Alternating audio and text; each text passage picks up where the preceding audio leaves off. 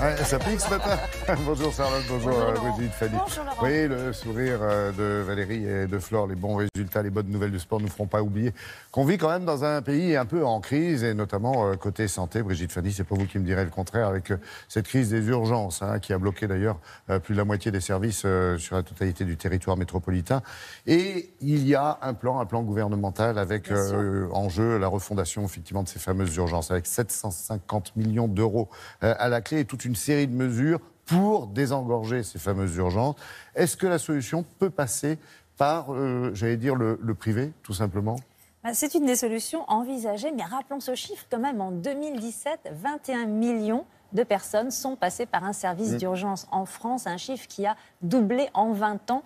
Bon, alors évidemment, il y a eu des moyens qui ont été donnés pendant 20 ans, mais quand même, toutes ces tensions que l'on connaît aux urgences, l'attente pour les patients et des soignants, soignants aussi surchargés par cet afflux de patients. Alors vous l'avez dit, donc ce plan arrive avec des mesures chiffrées jusqu'en 2022, mais quand même quand on regarde bien les chiffres, sur ces 21 millions de patients qui passent aux urgences, 8 sur 10 vont dans les urgences des hôpitaux publics et 2 sur 10 vont dans les urgences des hôpitaux et cliniques privés.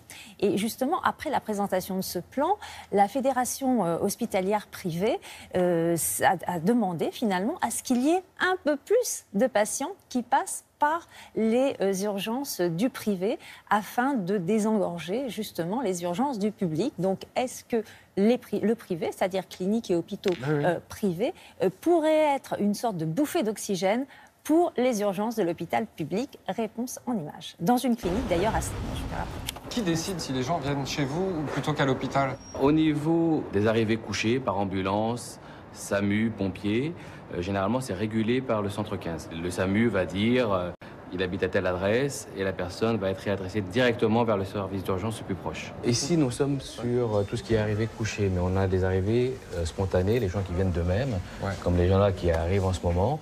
Et à ce moment-là, ils arrivent et ils se font inscrire ici au niveau de la bande d'accueil.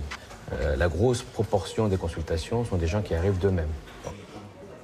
Je suis allée au parc marcher et puis tout en marchant, j'ai tourné le pied. Donc c'est pas au niveau de la cheville, sous le pied. Avant que le patient ne soit vu par le médecin, pour empêcher qu'il y a beaucoup de patients qui soient stagnés dans les box. S'il y a des premiers soins qu'il faut apporter, on va l'effectuer. Et dans le cas contraire, après il y a mes collègues qui vont prendre le relais. Ça permet de soulager un peu le médecin. Levez les jambes. Voilà. J'attends mon collègue et je vous descends vers la relais. Merci.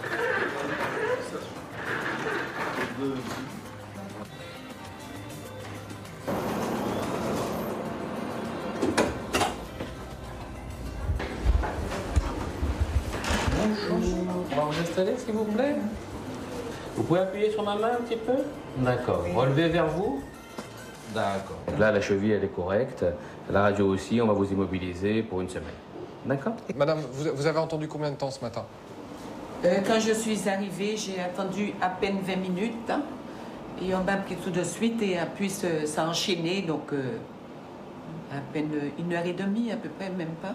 Qu'est-ce qui explique qu'il y ait moins d'attente ici qu'aux urgences de l'hôpital? On n'a pas de service de réanimation ici. Donc les patients qui sont en détresse vitale ou avec des polytraumatismes, ces patients-là, pour nos confrères du public, sont aussi chronophages. Ils prennent beaucoup plus de temps. Et donc ces patients-là ne sont pas pris en charge ici. Donc on a plus de temps pour s'organiser et prendre en charge les autres patients. Donc votre arrêt de maladie, les médicaments et la radio. Merci beaucoup, madame. Et vous avez un règlement de 14,85 €, s'il vous plaît. Voilà. C'est juste la part mutuelle, c'est ça? C'est la part mutuelle. Oui, je préfère payer ça au lieu d'aller dans les hôpitaux, attendre 5 heures d'attente. Et puis ma mutuelle me rembourse. Ça vaut le coup pour 14 €. Question, Brigitte, Fanny, elles peuvent tout traiter, et aussi bien que le public, les urgences privées? Alors, Après, ça va dépendre des hôpitaux privés, des cliniques privées, de leurs urgences. Mais cet exemple de la clinique de Stein, dans le 95, on voit bien qu'elles sont ouvertes 7 jours sur 7, 24 heures sur 24, qu'elles vont pratiquement tout traiter, sauf les patients qui nécessitent une réanimation. Puis on le voit aussi à la fin du reportage, pas de surcoût pour le patient. Oui, puis le privé qui a lui aussi ses contingences économiques, nous le savons. Merci beaucoup, Brigitte Fanny, pour cet éclairage.